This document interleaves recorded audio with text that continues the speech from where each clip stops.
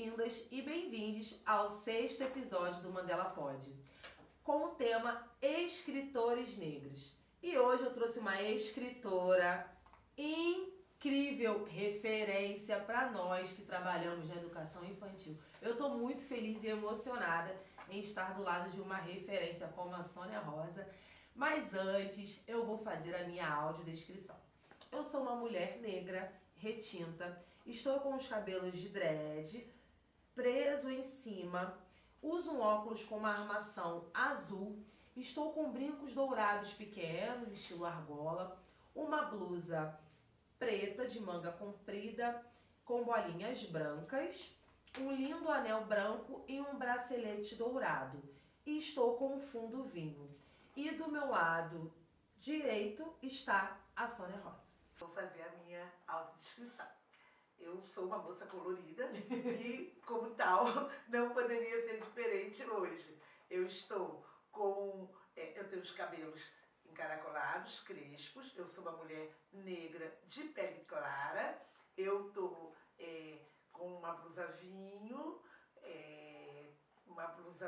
também de manga comprida. Estou com um colar bem colorido, no estilo africano. Eu estou com uma encharpe rosa e é isso. E tem um brinquinho também de cor de abóbora, dialogando com o meu colar. Muito feliz de estar aqui e a felicidade, a alegria e o bem-estar do sentimento de estar onde é importante estar, isso talvez vocês não possam perceber, mas eu estou contando para vocês, que eu estou muito feliz, que eu acho que eu estou onde eu deveria estar. Eu estou muito feliz de te receber aqui. Muito obrigada, Sônia, pela sua generosidade. Eu tenho vários discos, eu falei, não trouxe, mas eu tenho, inclusive o Alice V, o Menino Nito, enfim. E você sempre está muito disponível, né, assim, acessível, não é disponível, acessível, você é uma fada acessível. Eu gosto de pessoas assim, porque você poderia ser, eu tenho 70 livros, dá licença. Não, você está ali nas feiras literárias, sempre atendendo as pessoas em prol dessa educação que a gente acredita, né, em prol das nossas crianças. Então, assim, você é ref. Muito obrigada. Ref. Então, eu tô até um pouco nervosa, tá, gente? Tô com medo de perguntar besteira, falar alguma coisa, porque às vezes, né, a gente tá emocionado, pode ficar do lado de referência e fica, ai meu Deus, o que eu vou perguntar pra Sônia Rosa? Mas vamos lá, vou tentar aqui. Sônia, primeiro eu gostaria que você se apresentasse, faça a brincadeira estilo Marília Gabriela, Sônia Rosa, por Sônia Rosa. Quem é Sônia Rosa? Olha, Sônia Rosa é uma pessoa apaixonada pelas palavras, apaixonada por crianças, gosta de estar com gente e gosta muito de estudar. Esse desejo de aprender sempre fez com que a minha vida tivesse esse perfil, sempre gostando de ler, sempre gostando de estudar. Isso me levou também a um mestrado. Eu me aposentei e fui fazer um mestrado. E eu leio e estudo todos os dias. Eu sou pedagoga, sou mestre em relações étnico-raciais, sou contadora de história, que aprendi com a minha mãe, ainda criança, e sou consultora do letramento racial. Trabalho que eu agreguei nos últimos tempos. Eu trabalho em escolas, fazendo um trabalho junto às famílias, aos professores, nessa perspectiva de uma educação antirracista. Eu sou professora da rede municipal, trabalhei 30 anos e eu tenho lembrado muito dos meus alunos.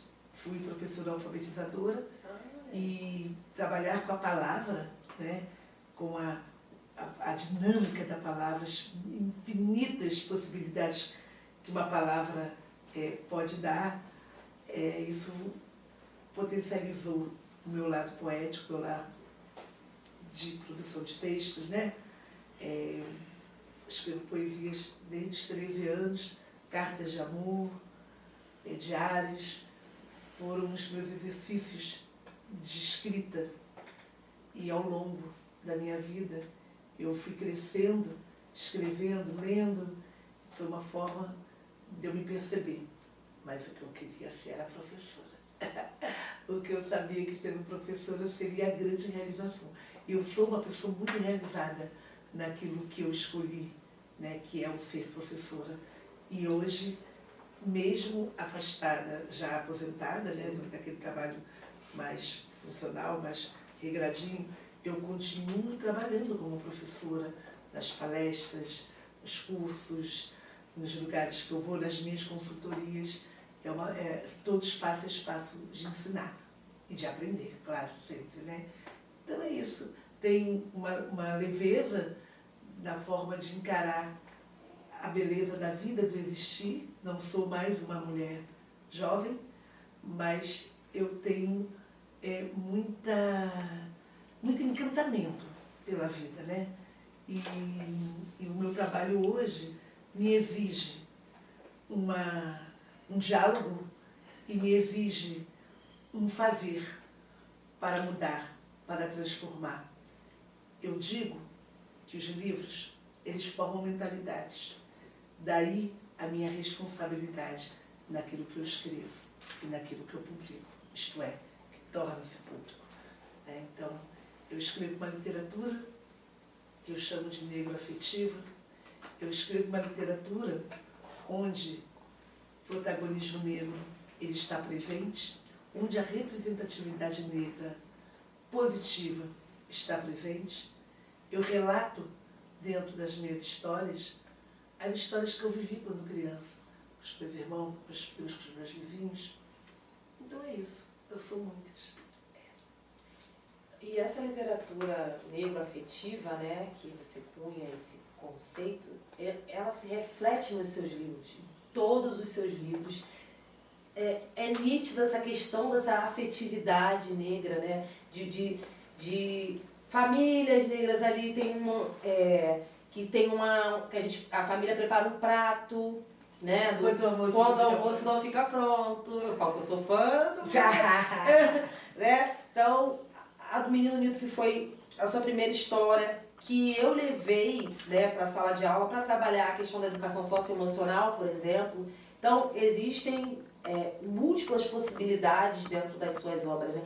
E aí, você fala que foi a partir da sua mãe, né? Sim. Queria que você falasse um pouco mais sobre isso, assim, de como você se torna uma escritora. Como que isso acontece? É bem interessante, sabe? Porque as pessoas me perguntam muito isso, né? E a minha forma de me tornar uma escritora foi um caminho muito diferente. A minha casa era uma casa que não tinha livros. Era uma casa muito modesta, mas ela tinha uma riqueza, que era as histórias. Então minha mãe contava muitas histórias para mim. E eu fui crescendo com essas histórias, com as rimas, com os brinquedos cantados, com as adivinhações, com as pequenas poesias de amor. Foi desse jeito. Isso gerou em mim uma paixão pela palavra, sabe? Mas eu não queria, como eu falei agora há pouco, eu não tinha o desejo de ser escritora. Porque, a bem da verdade, eu nem sabia do que se tratava. Era algo muito distante daquela minha vida, naquele meu tempo de criança. Mas eu queria ser professora, porque eu entendia que ser professora seria um espaço onde eu ia encontrar as minhas amigas palavras, onde eu ia ter um diálogo frequente com as histórias, contando histórias para os meus alunos. Então, contando história para os meus alunos, e eu fui uma professora alfabetizadora, tive essa alegria e essa felicidade. Eu me lembro que quando eu chegava nas escolas, né, logo assim que eu entrei no município, e era interessante que as pessoas fugiam da alfabetização. Até hoje. E eu ia para a alfabetização porque eu acho que é o trabalho mais maravilhoso, é árduo, mas é mágico. A criança entra sem saber, no final do ano está lendo tudo. Era isso que eu queria para mim. E aí era um exercício desse conhecimento da palavra, dessas possibilidades da palavra, né? E nessa minha interação com a minha turma, eu pegava os livros de histórias, porque eu sempre achei que as histórias e a alfabetização e o conhecimento de mundo e essa paixão pela palavra, ela poderia passar pelas histórias. Então eu contava algumas histórias, logicamente, né, essa oralidade, que é um valor civilizatório afro-brasileiro, mas eu também pegava os livros que a gente tinha nas escolas, né? E aí eu contava de histórias, e todo dia era dia de história. E um dia me deu um estalo. Eu falei, poxa, eu sou amiga das palavras, eu já faço poesia desde os 13 anos, eu tenho diário, faço carta de amor, escrevo meus sentimentos. Por que eu não posso inventar uma história? E foi aí que eu inventei, no ano de 1988, o meu primeiro livro, que é O Menino Nito. Eu inventei o livro, a história, né? Eu tinha um amigo chamado Nito, né? E eu inventei uma história. E eu levei de 88 até 95, eu fui buscando a publicação. Porque uma coisa é você inventar a história. E eu era uma professora e eu não tinha o conhecimento do mundo dos livros, que tem uma complexidade, tem uma singularidade, tem uma especificidade. E aí eu fui pesquisar, fui fazer vários cursos. Mas você me perguntou sobre a literatura negra afetiva, né? Sim. De como que a coisa aconteceu. Sim. E foi desse jeitinho. Quando eu criei o Menino Nito, eu fiquei muito assim, feliz quando eu consegui publicar em 95.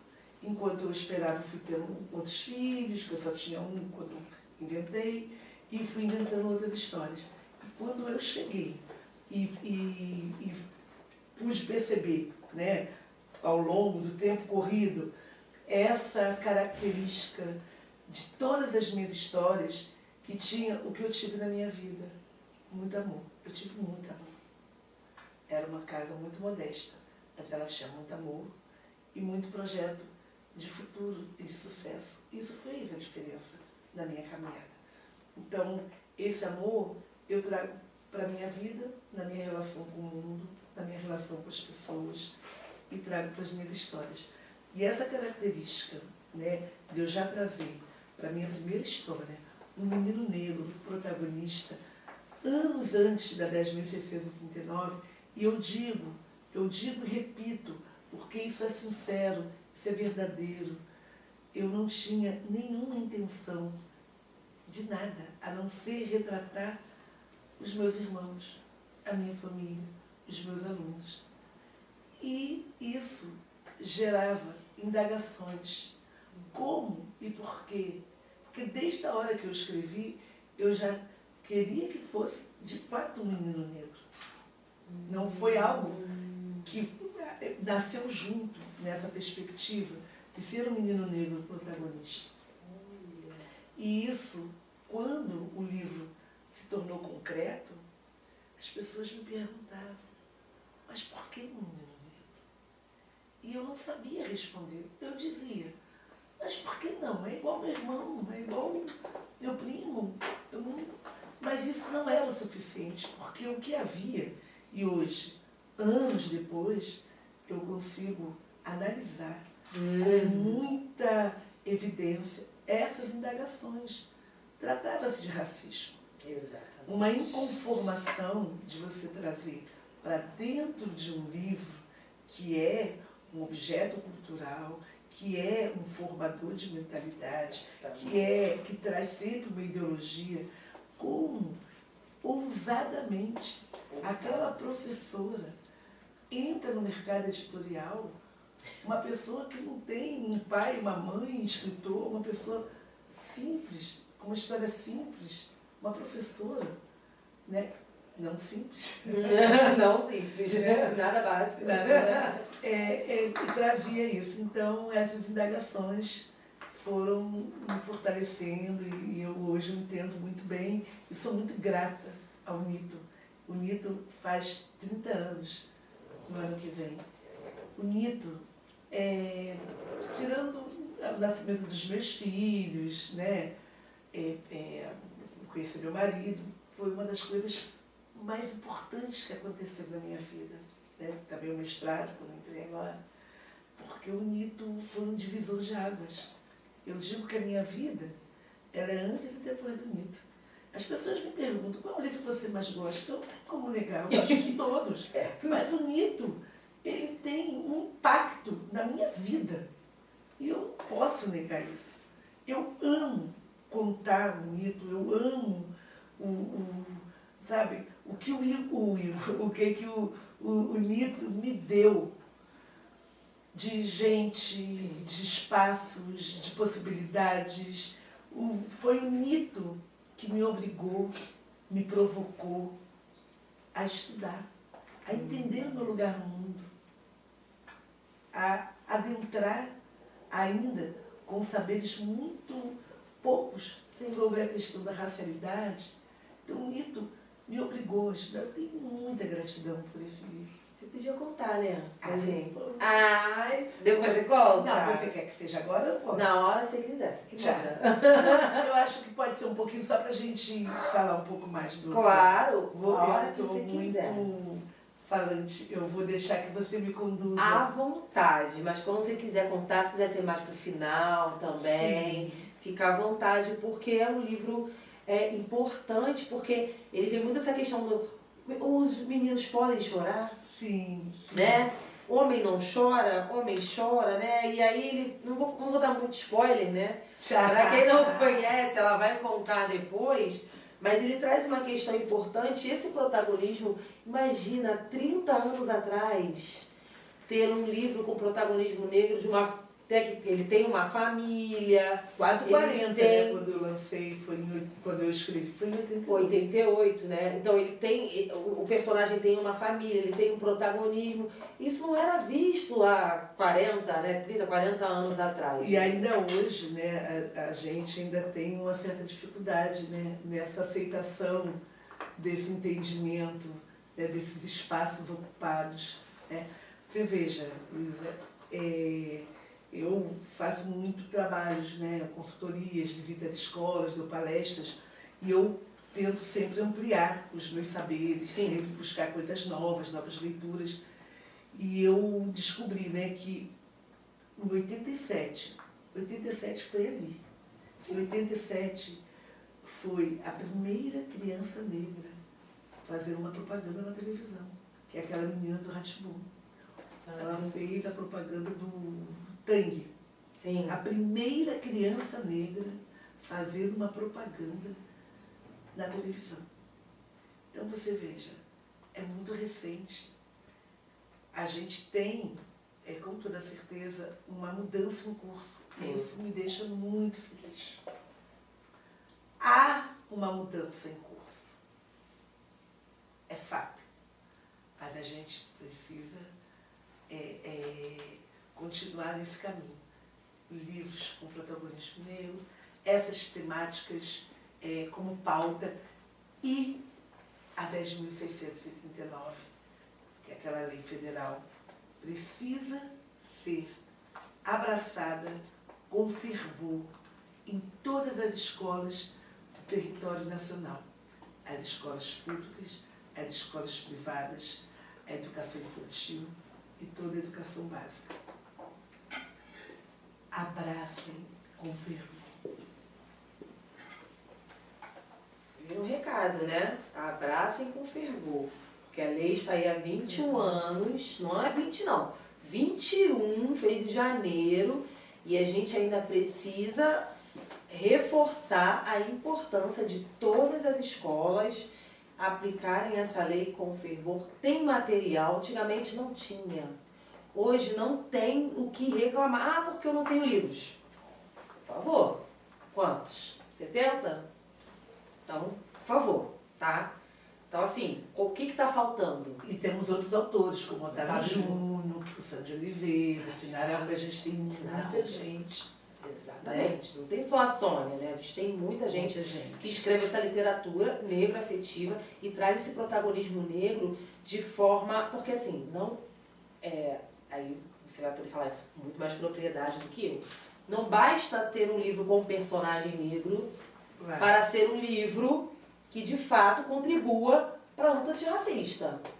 Porque a gente tem que observar os traços, a narrativa dessa história, né? Como que se dá esse enredo desse livro, porque as crianças elas estão em fase de construção de identidade.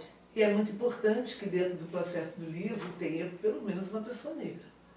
Porque a gente tem dentro do mercado, né, no mundo dos livros, vamos colocar assim, alguns equívocos.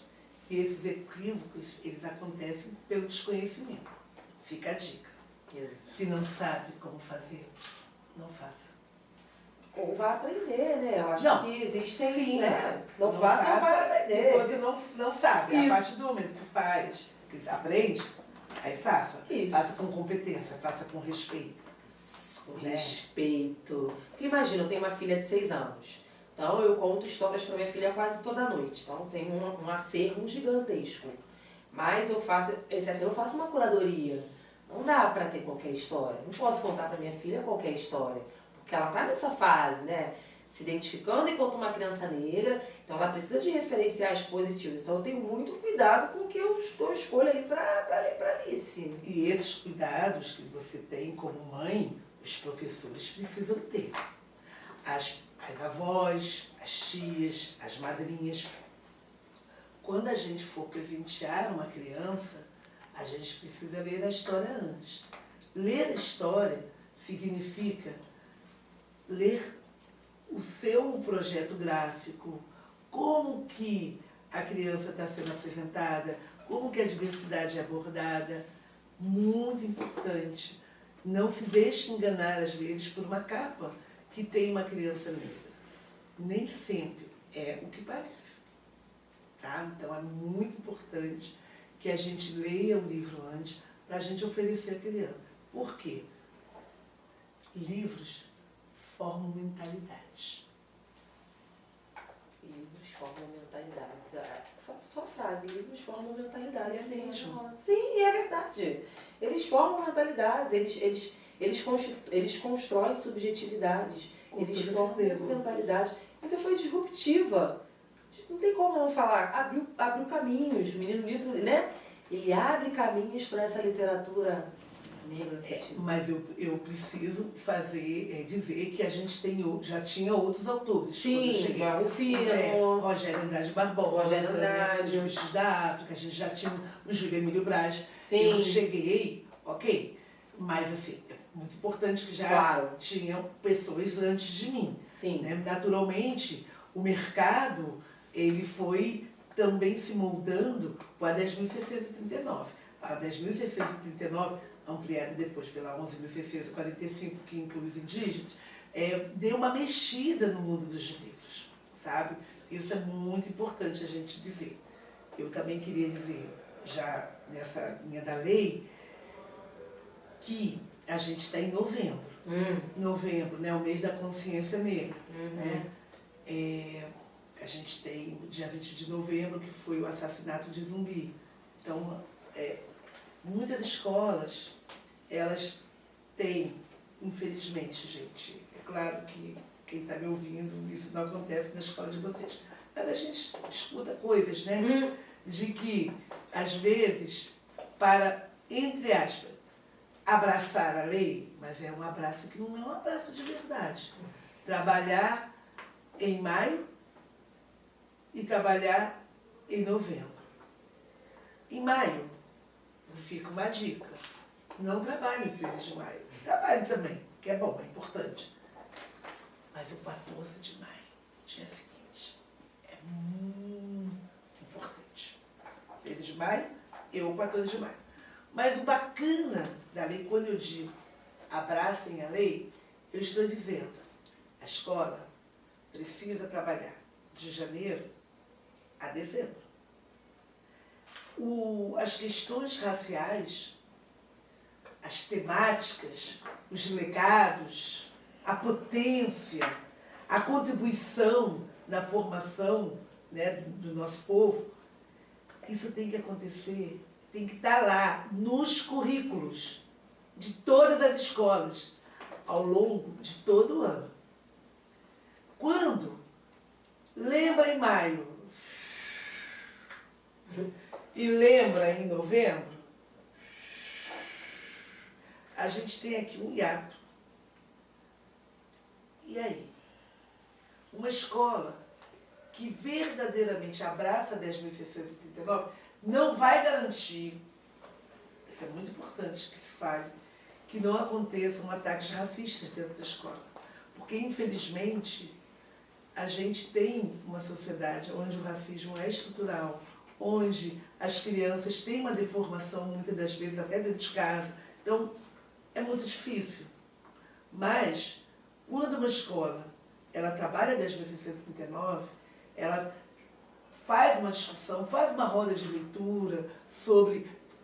Conhece Conceição Evaristo, estuda Cida Bento, Jamila Ribeiro, Sueli Carneiro, Beatriz Nascimento, Carolina de Jesus, vai trazendo para um imaginário, para uma formação cotidiana, um entendimento dessa coisa nefasta que é o racismo na vida das pessoas, que ele adoece, ele entristece, e quando ele ganha, é quando a pessoa negra, ela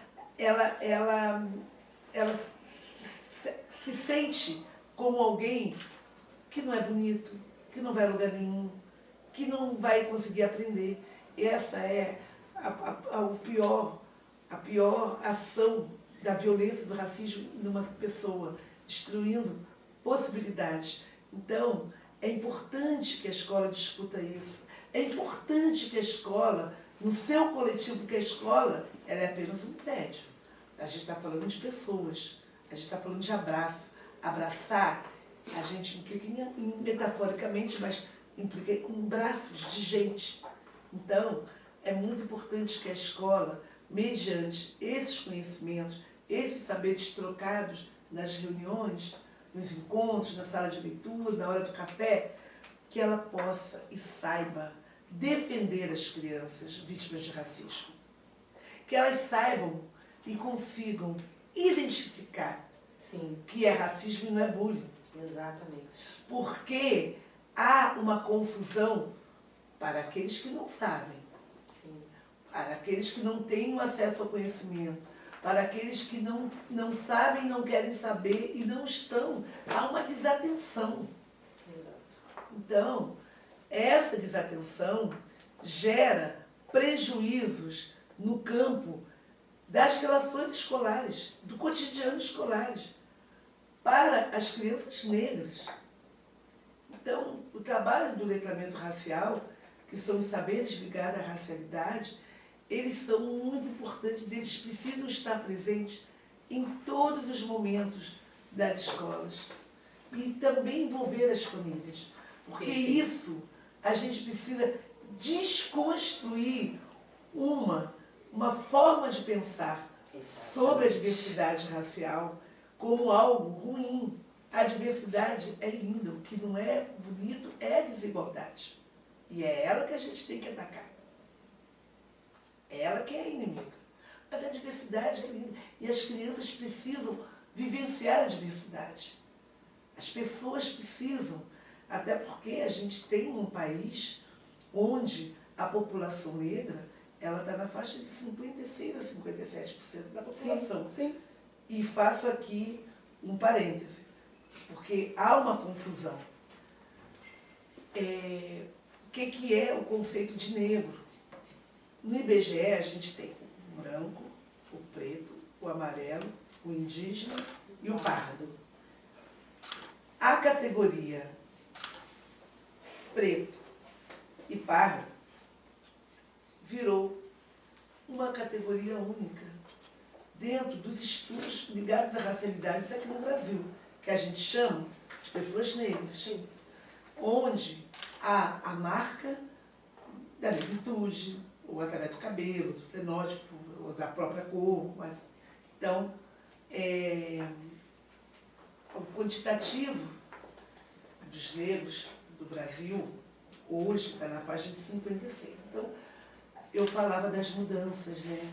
Que há uma mudança em curso. Sim. Né? Eu sou de uma geração que não usufrui das cotas. Eu fiz 6 vestibulares, porque o sistema dizia que ali não era o meu lugar. Exatamente. Então, as cotas, as ações afirmativas, elas contribuem para recolocar, alocar, colocar, garantir, tirar da margem, colocar no centro. Então, gente, é muito assim, pra gente, né? Eu sou da educação, eu fui aluna, fui ensinada a amar a Princesa Isabel, por exemplo, né? Então, a gente, eu tive uma educação dentro da racialidade um pouco, entre aspas, deformada, como todo mundo. Então, a gente precisa se deslocar, reconstruir, quebrar, para entender, sabe, tudo que foi colocado de uma forma não verdadeira. Por exemplo, isso é uma coisa que eu costumo falar nas minhas palestras. Sim. Não se falava na minha casa, mas havia um entendimento de uma conformação com a condição. Sim. É como se os escravizados que para cá vieram eram conformados com a condição. Gente, A gente aprendeu isso na escola, né? a gente aprende isso na escola e a gente aprende de alguma forma dentro das casas. Das casas também. De um jeito sem falar, mas era um entendimento. Ó, Sim. vamos trabalhar, vamos ser honestos para a gente sobreviver e a vida vai seguir. Exatamente. Então, a grande informação que eu acho que é uma grande chave e que isso dá material para se trabalhar 10.639 o ano todo, é exatamente o que eu vou dizer agora. Onde houve escravidão, houve o desejo de libertação. Vejam, onde houve escravidão, houve o desejo de libertação. E aí a gente pensa no Brasil. Houve escravidão no Brasil todo. Logo, houve o desejo de libertação no Brasil todo. Nunca houve conformação. Houve as rebeliões, os ajuntamentos, as fugas e as fundações dos quilombos.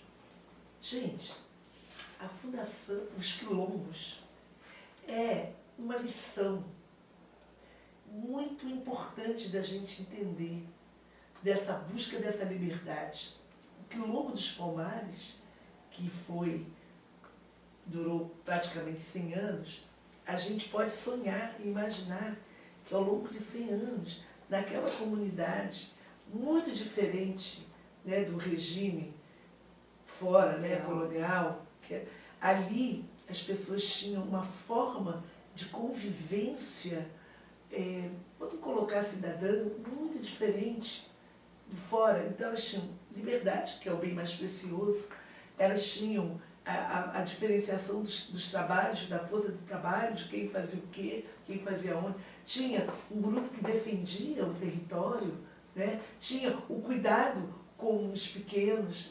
Então, assim, era uma forma outra de se pensar essas convivências humanas, sabe? Desse respeito mútuo, dessa singularidade, dessa oralidade, dessa força, dessa resistência. Então, estudar os quilombos, a força e a resistência, a luta, dá para o entendimento do período de quase 300 anos, né, de desrespeito à humanidade, até porque não se considerava humanos, uma outra forma de entendimento. Então, a gente precisa contar para as nossas crianças, contar para os nossos professores, para que eles contem para os seus alunos a potência do quilombo, dos quilombos, sabe? Então, é muito importante que a gente entenda isso. Eu, vindo para cá, estou lendo o livro O Nego Bispo, que ele fala, né, de alguém que está legitimado porque ele come aquilo que ele planta. Quer dizer, infelizmente não mais, porque ele partiu recentemente. Sim. Mas é uma outra lógica, porque a gente foi deformado, bem entre aspas, tá, gente? Numa perspectiva de uma sociedade que nos colonizou, sim, que nos fez pensar assim, e assado, de que eu até conversava com as meninas antes da gente começar, que a gente foi tão deformado e de forma tão profunda, de que muitas das vezes naqueles filmes de cowboy, Sim. todo mundo torcia para se matar os índios, os indígenas. Era mesmo. Então era um negócio assim, de como que fomos deformados e que nós não percebíamos porque a gente não sabia. E por não saber, a gente aceitava.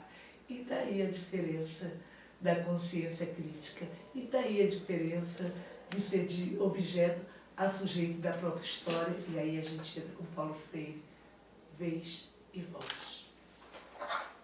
Aulas, né? Bom, agora a partir Conversas. dessa aula, é uma aula em formato conversa, né? Sim. Porque isso é tratamento racial. Ah, sim. Porque a partir do momento que existiram escolhas epistemológicas. Uhum. E essas escolhas epistemológicas que refletiram nos currículos omitiram muita história pra gente. Então essa história do quilombo, nós não aprendemos com riqueza de detalhes. Sim, aprendemos que existiam quilombos e que existiu o quilombo Zumbi dos Palmares e que dia 20 de novembro ele foi assassinado. Mas a gente não aprendeu sobre a organização.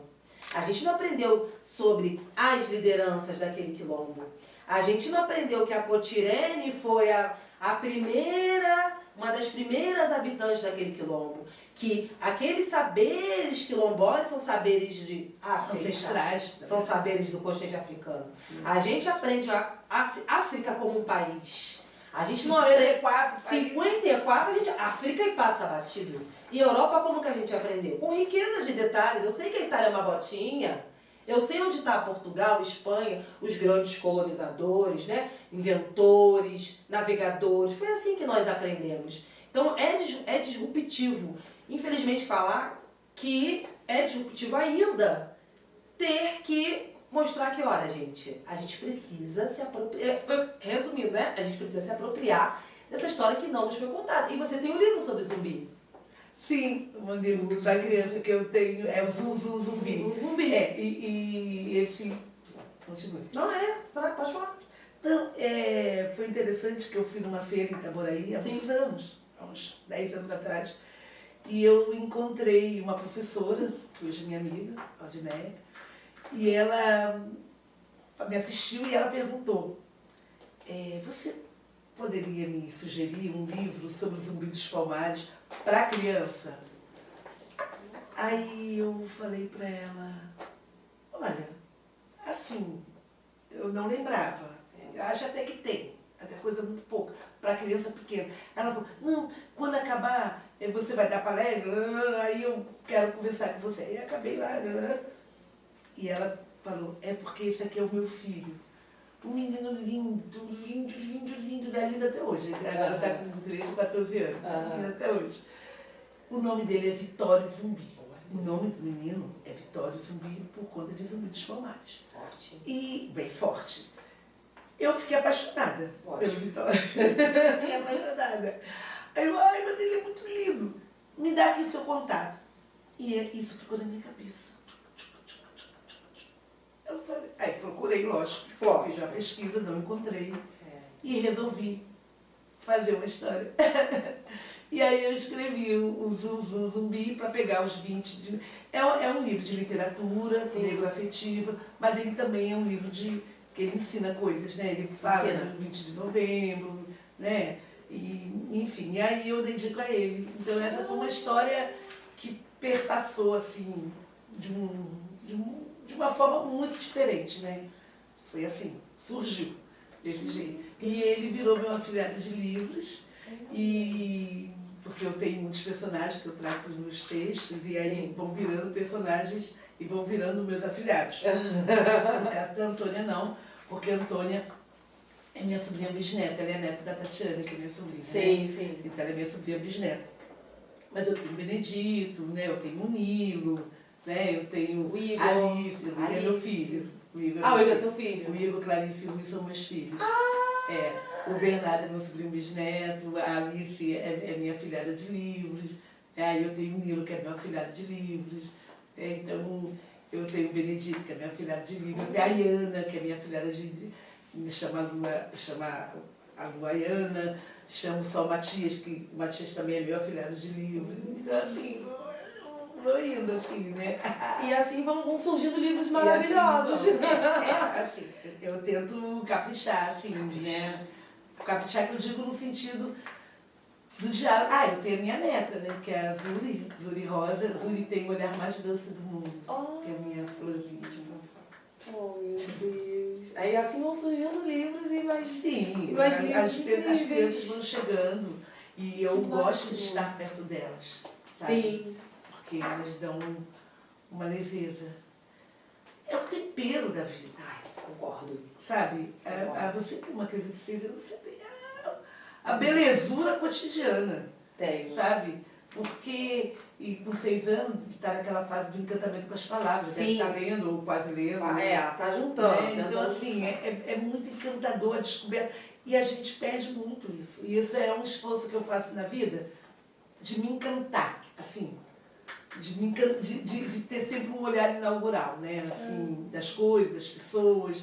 Tá? Tô pronta, assim, para receber o outro, para rir, sabe? Eu fiz um passeio à casa da Lígia Bojunga. Lígia Bojunga é uma escritora muito importante, Sim. ganhadora de prêmios e tal. Uma pessoa que respeita bem a questão da racialidade nos seus livros. E eu tive um passeio literário lá no sítio dela, em Itaipava. E eu fiquei muito encantada, assim, com o lugar. Bonito demais, sabe? Sim, muito bonito. E essa coisa do brincar, né? De repente eu falei, me deu uma vontade de sair correndo aí, brincando, né? Porque o adulto, ele se priva muito do brincar, né? Ele se trava muito. Eu não.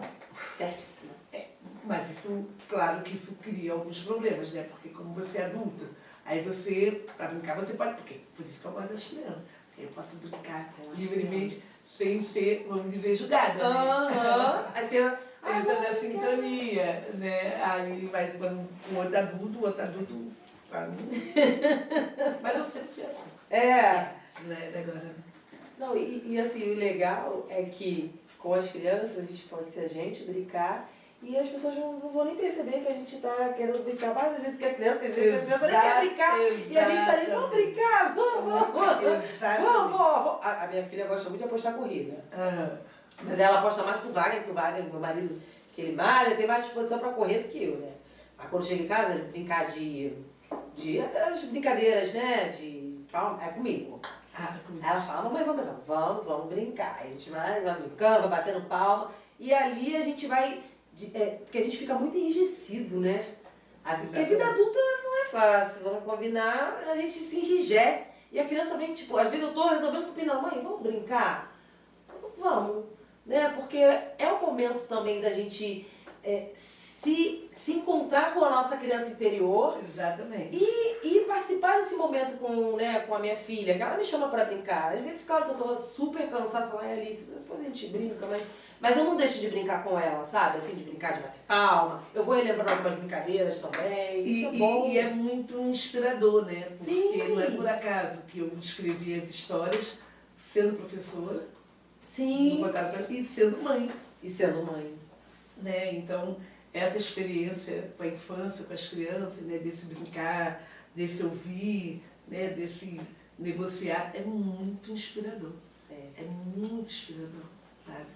Então, por exemplo, eu estou com muita vontade de estar com criança. Sim. Assim, esses dias, né?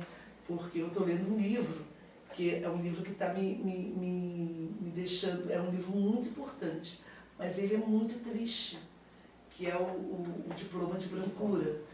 É um livro que eu recomendo. É um livro muito importante, um livro necessário para o entendimento do caminho educativo que a gente teve desde o começo do século XX, que, de alguma forma, a gente ainda sente esse vento ainda hoje, desse olhar discriminatório, desrespeitoso à população mais pobre, à população mais negra. Então, tem toda uma intencionalidade de um projeto mesmo.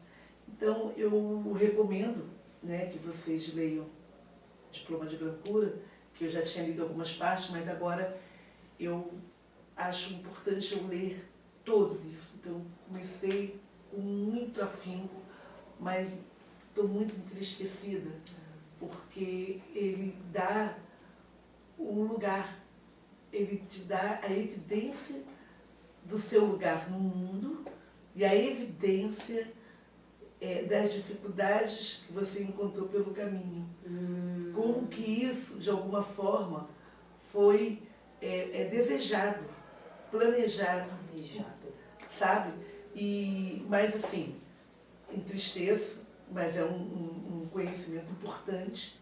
Eu recomendo mesmo que todo mundo que está me ouvindo, que deseje aprofundar essas questões, né? Lógico, não só esse livro, mas tem o Fanon, tem o Cida Bento, mas esse especialmente porque ele trata da questão da educação, do trabalho educativo, de como se pensou a educação brasileira e a formação das pessoas no começo do século XX.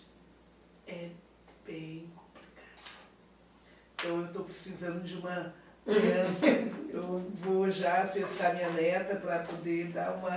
Que renova, né? A criança te renova, te dá um gás. Passarinhos. Eles renovam a gente, até pra gente continuar na nossa caminhada aqui. Claro. Não é fácil. Tem muita coisa boa, a gente, né? Sim. Tem muita... A gente, ainda mais você é reconhecida, né? E tal, mas a gente sabe que não é fácil. Trabalhar não é fácil. com letramento racial São assuntos no Brasil. muito incômodos, né? Porque ele incomoda para a pessoa branca que muitas das vezes vive a branquitude de uma forma, né? A crítica. É a crítica, exatamente. Nós temos também, né? A gente tem também a questão das pessoas negras não racializadas, que também não conseguem encontrar muito sentido nisso, que viveram as suas vidas e por uma questão até de defesa, nem nunca perceberam nada, né? Porque é o tal do mito da democracia racial, que é um conceito cruel e nefasto dentro dessa formação de mentalidades, porque esse mito da democracia racial, ele nos foi apresentado ao longo da vida, nos livros, nas escolas, né? E hoje ele não só é contestado, como ele é confrontado, né? Assim, que democracia racial é essa quando você entra num restaurante ou você entra e que você não vê, você olha a política, por exemplo. Exatamente. Né? Como é que é isso, né? Todo mundo é amigo, todo mundo é igual. Quem? Não vejo cores, vejo pessoas, né? O daltonismo racial, social, que as pessoas... Geralmente quem vê cores, quem vê pessoas e não vê cores, são pessoas brancas. Você pode... E uma vez eu dei uma resposta para uma pessoa. Não, porque meu filho tem 8 anos, eu ensino para ele que... Eu estava dentro de um carro. Eu ensino para ele que todo mundo é igual, não vejo pessoas... Não vejo cor, vejo pessoa. Eu falei, claro, você é um homem branco. Por isso que você... Porque se você fosse um homem negro, você iria entender que é muito diferente. Nossa, engarrafado, né? Rapidinho, o assunto mudou. Rapidinho. Essa é uma outra coisa. A gente não deve silenciar. Isso, às vezes, é complicado. Isso implica em algumas perdas. Mas é preciso estar muito firme. Então, eu não tenho medo. Eu sou uma pessoa delicada, eu sou uma pessoa amorosa, mas eu não deixo de falar. Eu sei. Nem criança. Dirá agora, que eu já estou... Mas agora que eu já tenho, inclusive, a licença poética. A licença idosa. É licença poética, é verdade. Sabe, então eu falo, é muito importante. Porque é isso. Quando a gente não fala, a gente valida o mito da democracia racial. Aí você está vendo... Não. Então, assim, as escolas. Vai se trabalhar a questão do letramento racial, vai se trazer pesquisadores, vai se trazer gente que está pensando sobre a coisa. Sim. Dentro e fora da universidade. Mas não vai adiantar se não enegrecer o corpo discente e o corpo docente. É porque é muito importante. Essa é uma ação importante. Não é só teoria, né? Tem que ser A prática. A prática tem que estar aliada à teoria, né? Então, nada sobre nós sem nós, né? Porque por muito tempo, como você falou até no começo, nós éramos objetos de pesquisa, né? E quando a gente passa a ser o sujeito, quando a gente passa a reivindicar esse protagonismo, aí é que as coisas começam a rachar muitas vezes, né? Mas aí que eu falo, se faz omelete sem quebrar ovo. Exato. Isso mesmo. E eu gosto muito, né, quando a Cida Bento, ela nos oferece o conceito de branquitude exatamente para ela falar, e que eu acho isso, gente, fantástico. Sempre a pessoa negra, ela foi objeto de estudo. Sempre foi ela que foi estudada. O que é ser negro no país racista? Porque é assim, porque é assado, o sentimento, as oportunidades ou não. E a Cida Bento, ela nos apresenta, né, assim, né, nos estudos dela, esse conceito de branquitude. E é muito interessante porque ela vai fazer uma análise no estudo da pessoa branca. O que é ser uma pessoa negra? Ok, mas o que é ser uma pessoa branca? Quais são os privilégios que ela tem por ela ser branca? Mas tem um branco pobre. Realmente, o branco pobre, ele vai sofrer, ele vai ter as dificuldades, vai ter as pedras no caminho. Mas ele é branco. Então, a Lia Weiner fez uma pesquisa. Dela também. Ela fez a pesquisa, Sim, né? sim. 2 pessoas em situação de rua, né? Para entrar no shopping. Visivelmente identificável. A pessoa branca entra para ir ao banheiro. A pessoa negra não entra. Então, assim, ser branco implica em privilégios. Então, assim, a gente escuta muita bobagem, né? A gente escuta muitas bobagens. Uma das bobagens que eu escuto muito. Porque essas cotas, olha, não é que eu seja contra as cotas, mas assim, eu acho que devia ser por cor, devia ser por classe, né? Assim, a pessoa que não tem condições, né? Às vezes, aí entra o branco pobre, né? Às vezes a pessoa tem a pele clara, mas ela tem muita dificuldade, Aí a gente tem que educar essas pessoas e dizer assim, olha só, cotas, elas sempre existiram. Mas as cotas das universidades, elas contemplam o ensino médio público. Exatamente. O ensino médio público pega as crianças negras e as crianças pobres, as crianças brancas, que não necessariamente pobres, mas estão dentro do ensino público, do ensino médio. Então, o que você está falando, você não fale mais, porque demonstra um desconhecimento de algo para legitimar uma ideia, uma ideologia de que os negros estão sendo contemplados em detrimento das pessoas brancas. Quero dizer que os brancos sempre tiveram privilégios. As portas sempre se abriram. O nome disso é privilégio simbólico.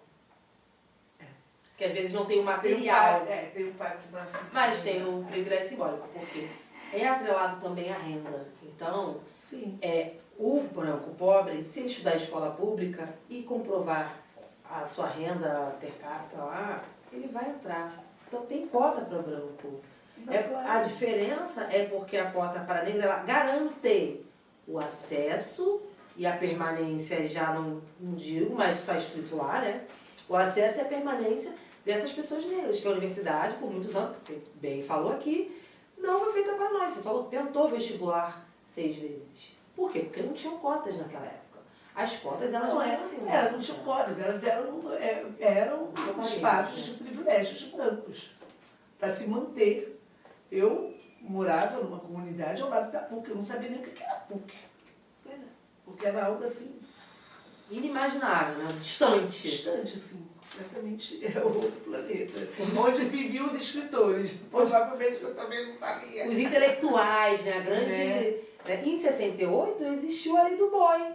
né, que A garantia lei do boi é aí maravilhosa. os acessos das universidades para os filhos de fazendeiros. 50% das Olha! universidades públicas. Eu adoro, porque eu sempre falo, a lei do boi, que é um compromisso que eu peço para as pessoas que estão me ouvindo. É para contar para todo mundo. Isso, conta pra todo mundo. Espalha, finge que é fofoca, espalha pra todo mundo. Espalha para todo mundo. Então, assim, de 68 a 85, existiu a lei do boi, que era uma lei que garantia 50% de vagas nas universidades federais públicas para os filhos dos fazendeiros, em veterinária e agronomia. Agronomia, isso. Tá? Então, o privilégio dos privilégios, razão pela qual o Sarney, em 85, acabou com essa lei, porque ela não tinha reparação de nada. Só tinha garantia de privilégios, né? Manutenção de Manutenção. privilégios. Né? E aí, você também lançou um livro que é fruto da sua dissertação de mestrado, né? Em Relações Étnico-Raciais, que eu também sou mestre em Relações Étnico-Raciais, sou da segunda turma. Ah, bonitinho. Literatura Infantil Afrocentrada e Letramento Racial, uma narrativa autobiográfica. Você pode falar um pouco sobre esse Posso, livro? sim. E depois eu queria aprofundar mais sobre o meu conceito. Claro, à Tá. vontade. Bom, foi assim. Eu comecei a fazer o mestrado, já era uma pessoa já inquieta por esses saberes, mas isso foi, o mestrado, ele me deu um aprofundamento, assim, de acesso a saberes que eu nunca, na minha vida, imaginei que existiam, Sim. sabe? E isso me virou muito pelo avesso, me deixou muito inquieta, sofrida mesmo, sabe? Sim, sim. E o letramento racial, que são os saberes ligados à racialidade, me salvou, né? Que é o caminho é a educação. E aí, a minha orientadora, Tânia Miller, ela... Conheço, ela é maravilhosa. maravilhosa. Beijo, Tânia. Tá. Maravilhosa, conheço. Ela foi a minha orientadora e ela dizia para mim, você tem que fazer uma dissertação autobiográfica. Em Jossô, tem uma teoria. Sim. Eu ficava assim, mas como que eu vou escrever sobre mim se eu já escrevo sobre mim? Todas as minhas histórias têm sempre um pouquinho, né, da minha infância. Mas era diferente. É diferente. E quando eu percebi essa diferença, então eu, nesse meu livro, que a Jandaíra publicou, né, um livro muito bonito, é um livro que eu tenho muito carinho, né? Esse livro, ele faz um passeio pela minha vida, pela minha vida de professora e pela minha vida de escritora. A minha vida, tudo que eu vivi e que eu não dava o nome de racismo, como, por exemplo, eu tive uma experiência de remoção, eu nasci na Gávea, no Parque Planetário da Gávea, onde hoje é o planetário, ali tinha uma favela. Foi ali que eu nasci, vivi até os 11 anos, quando eu vivi a experiência de uma remoção. Então eu saí de lá junto com a minha família, com os meus vizinhos, fui para Cascadura, teve gente que foi para Cidade de Deus, gente que foi para Cordovil e minha família. Então assim, cheguei, levei uma vaia na escola, que é o meu livro Palmas e Vaias, não sei se você conhece. Não, isso não. Então, é um livro autobiográfico. Então, esses 2 episódios, que foram episódios bem marcantes, e que eu já publiquei, foram episódios de racismo. Sim.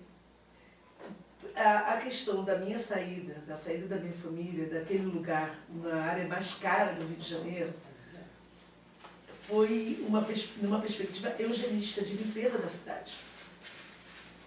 E a favela que eu nasci e que eu morei até os 11 anos, eu saí no dia 4, no dia 8 de abril de 1970, ela não tinha eminência de incêndio, ela não tinha barracos que queriam descer no morro porque era plano, Sim. ela só tinha um problema, estética. Então nós fomos removidos porque éramos feios e pobres. Então isso foi muito doloroso, eu ter que entrar em contato com isso. Eu já tinha iniciado com um documentário do Anderson Quack, Remoção, e depois eu fui fazer essa autobiográfica. Então, essa dissertação, ela é muito corajosa, mas eu sofri muito, eu chorava muito. Eu reeditei uma dor no ombro. Também. Sabe? Foi um negócio muito pesado, muito, mas sobrevivi.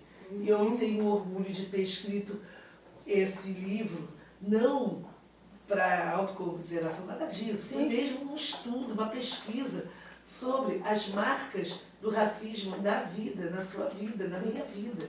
E de como que isso interfere na sua caminhada, faz, por exemplo, eu chegar ao mestrado aos 60 anos. Sim. Então, não é algo que tenha tido uma... Não foi por acaso, sabe? Isso foi fruto mesmo de uma história, sabe? Então, essa minha literatura, a parte afrocentrada, é a parte da minha literatura, que é a parte melhor da história. Não que a minha vida não seja ruim, imagina, a minha vida tinha dificuldade, mas tinha muitas outras coisas, e que é muito importante, e é isso que eu trago para os livros. As famílias pretas, no seu amor, no seu acolhimento, na sua forma muito criativa de viver a vida, o cotidiano, das festas, dos almoços, né? E é isso que me constitui como ser humano, o que eu recebi do meu pai, da minha mãe, dos meus irmãos, dos meus vizinhos, sabe? Porque a força dos vizinhos. Eu tenho um livro chamado Dona Brígida, que é uma rezadeira, que era minha vizinha. Eu sempre tenho um desejo de encontrar os parentes dela. A família dela foi para Cidade Alta, se eu não me engano. Então a Dona Brígida era uma rezadeira da minha infância e eu resgatei nas minhas memórias e escrevi um livro para ela.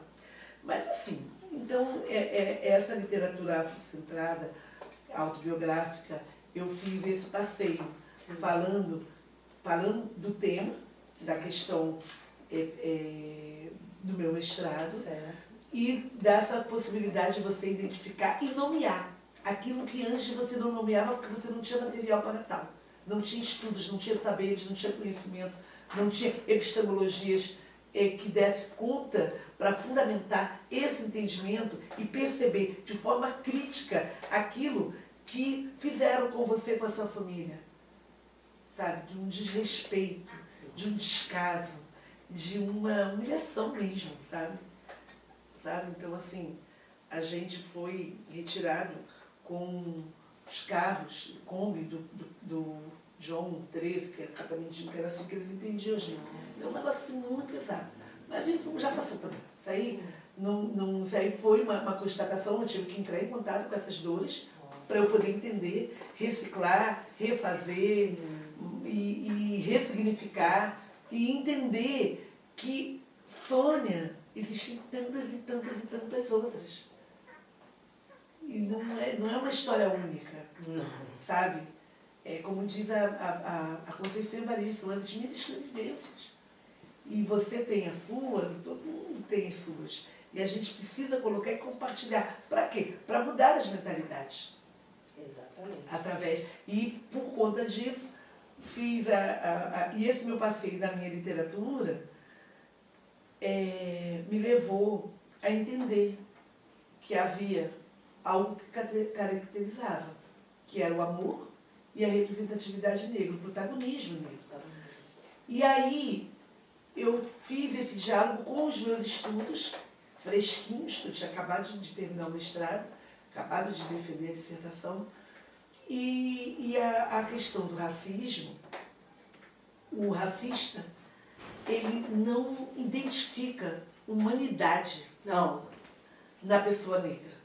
E é por isso que ela pode sofrer no parto, é por isso que ela pode carregar bolsas de 20 quilos, enquanto você tem homens e outras mulheres mais jovens, mas porque aguenta, porque pode sofrer, porque pode perder jeito. Pode apanhar. Então, não se tem humanidade. E quando eu coloco uma literatura negro-afetiva, que eu faço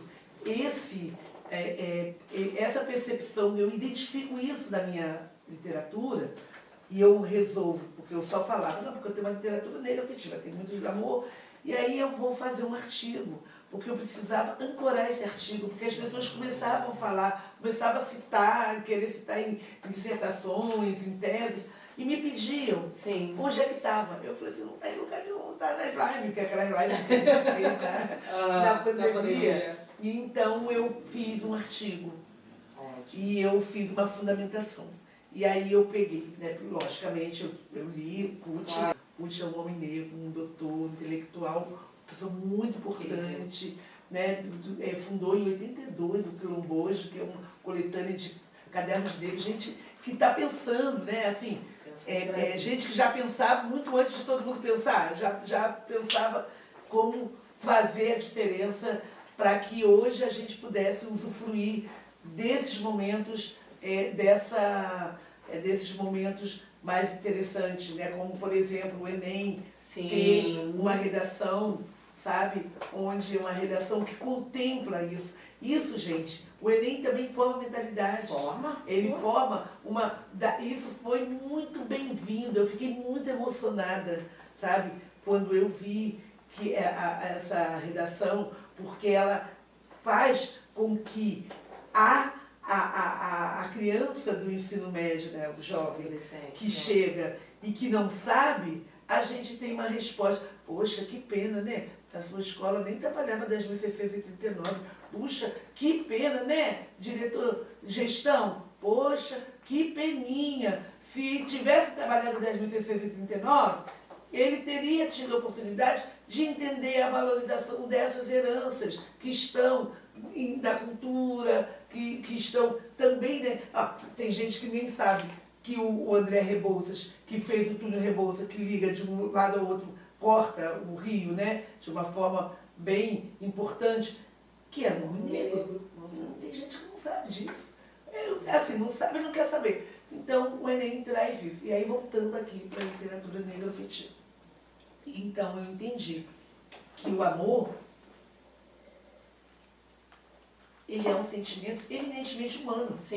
Então, quando eu falo de uma literatura negra afetiva, eu estou falando da necessidade de os especialistas de literatura, os especialistas de educação, os mediadores, os professores, todo mundo entrar em contato com uma literatura que vai formar uma mentalidade, que vai desconstruir uma mentalidade racista e que, em última instância, ela tem uma capacidade, uma potencialidade de ser uma literatura antirracista, de você ampliar, porque a literatura, ela tem essa coisa dialógica, ela amplia o conhecimento de mundo, ela te faz você repensar a existência, ela faz você... E ela também que facilita ao entendimento de um livro mais de estudo, né?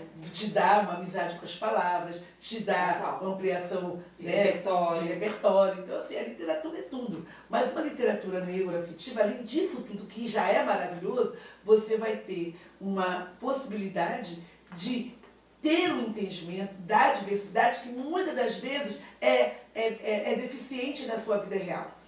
Então, é importante que, pelo menos no mundo ficcional, você possa criar empatia por uma criança negra, humanizar, perceber, né? Humanizar. Então, tudo isso me levou a criar um artigo com essas características, com essas coisas que eu estou aqui falando, e organizar de um artigo mais solto, não uma coisa tão acadêmica, até porque eu não sou acadêmica, nunca serei, né? Mas a gente dialoga, faz o jogo da capoeira, vai daqui, vai dali. E aí eu ancorei no Guelé 10, da Sueli Carneiro, e na revista África Brasil, da Nájila, né? Então, foram dois... A africanidade? A africanidade. Eu ancorei nesses dois lugares. Então, quem desejar saber mais, vai ter esses dois lugares. E eu, nesse momento, eu estou concluindo a atualização do meu site, né? Escritora Sônia Rosa, estou muito feliz com isso.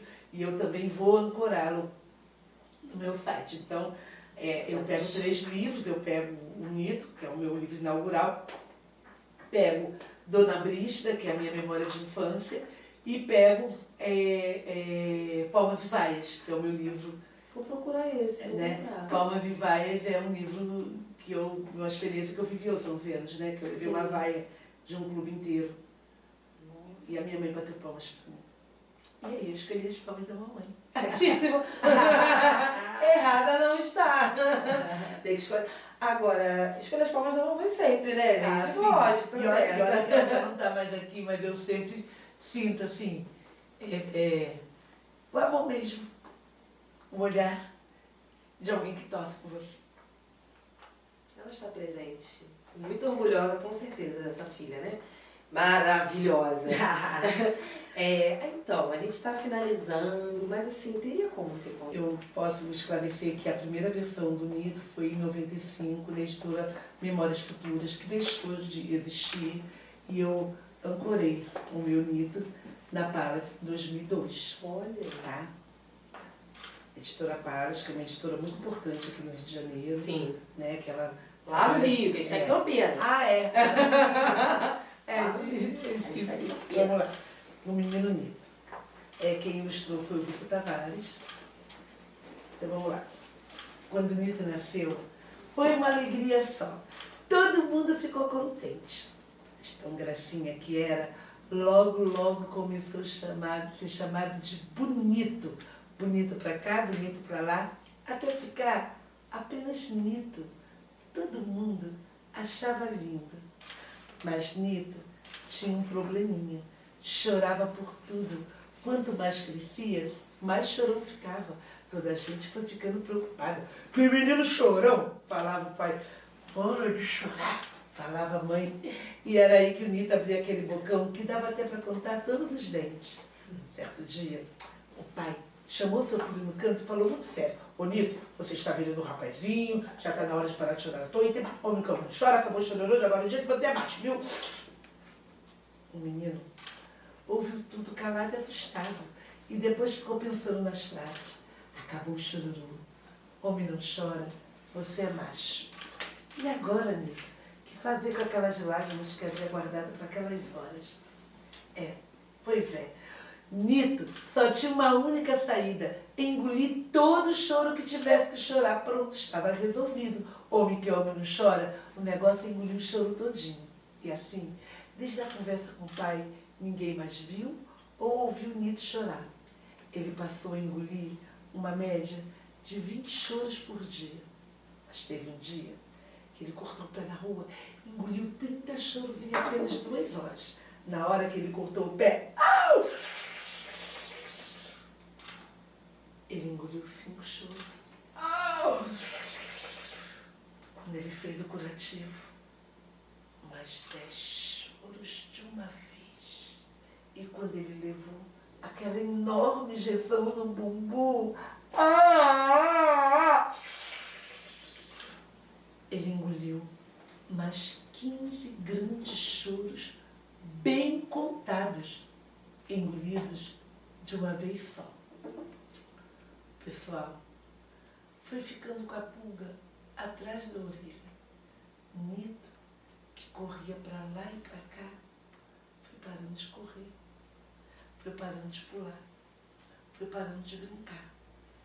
E ao final de um mês, o menino não aguentava nem engolir, nem levantar da cama, de tanto que pesava os choros engolidos. O pai chamou a mãe no canto. Nosso filho está doente, vamos chamar o médico. Chamaram o doutor Emoré, velhinho simpático que sempre cuidou de plantas e crianças. Ele chegou logo, conversou com o pai, conversou com a mãe e foi ver o menino. Mas Nito estava tão cansado e tristinho que quando ele viu o doutor Emoré, quis logo chorar. E rapidamente ele engoliu esse choro. E depois dessa engolida, ele não conseguia nem abrir os olhos. O médico ficou desconfiado. O que está acontecendo, meu menino bonito? Perguntou carinhosamente. E Nito contou tudinho, o choro que estava engolindo desde o dia que o pai falou: homem, não chora. Ah, Nito, o caso é muito simples. O jeito agora é desachorar. Todo choro engolido. Pediu para a mãe trazer 2 bacias grandes. A mãe não entendeu nada. Mas como é que Tisa chora? Quis saber o menino. ora, meu menino bonito, venha para o meu colo e vá lembrando de todos os choros engolidos e desengula um a um, sem esquecer nenhum. Mas eu posso? Eu não sou homem exatamente porque você é homem, é que não pode engolir os choros. Todos os homens têm lágrimas e as lágrimas são para rolar pelo rosto, qualquer rosto, de um homem, mulher, criança e gente de idade. E agora vamos parar de papo furado, Nito, e comece logo a deschorar. Abu, abu, abu, abu, buá. Foi uma choradeira danada. O Nito chorou as 2 bacias e a mãe teve que pegar mais 2. A vizinhança ficou assustada, a mãe chorou junto, o pai chorou sentido e o médico chorou de emoção. Depois de 4 bacias grandes e 2 baldes cheios, Nito colocou seu choro em dia e ficou curado. E nesse mesmo dia, o pai chamou seu filho no canto de novo e falou, muito sentido: ô Nito, você deve chorar, meu filho, sempre que quiser, mas não chore sem razão. Acho que aprendemos a lição. Chorar é bom. Às vezes, deixa a gente mais homem. Os 2 se abraçaram forte, ficaram assim um tempão, um sentindo a batida do coração do outro. Tum, tum, tum, tum. E foi a partir daí que entre uma e outra, choradinha com razão, que o menino Nito cresceu. Um menino muito, muito, mas muito feliz.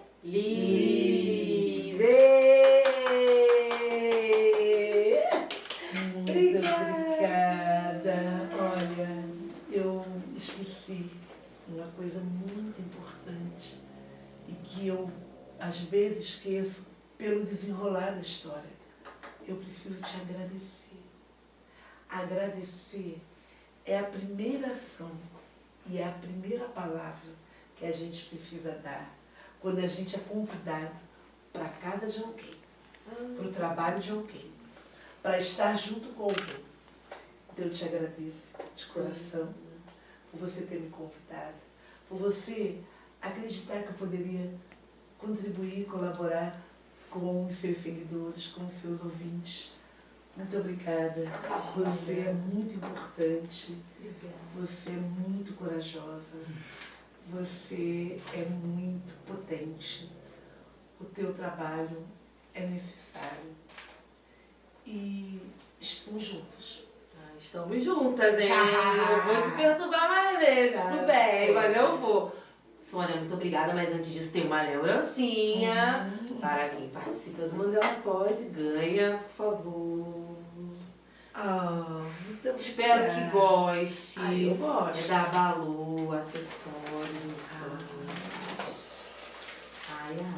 Gente, é bonito. E cheiroso. Interessante, só me Ai, cheirosíssimo. O bilhete. Gente, que poder. Poder tá bem representado aqui, ó. Poder para poder. Acho que é isso.